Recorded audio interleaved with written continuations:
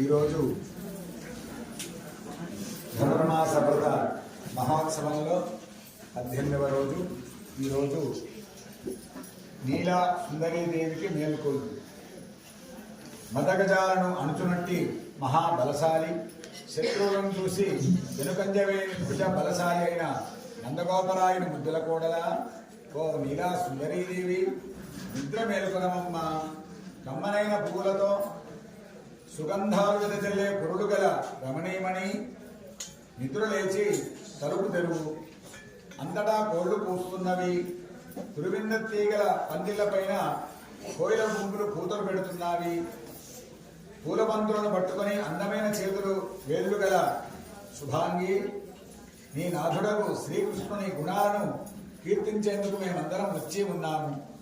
చూడముచ్చటైన నీ చేతి గాజులు గల్లు గల్లుమని శబ్దం చేస్తుండగా కెందామరల వంటి సొంపైన నీ చేతులతో తలుపు తీయవమ్మా.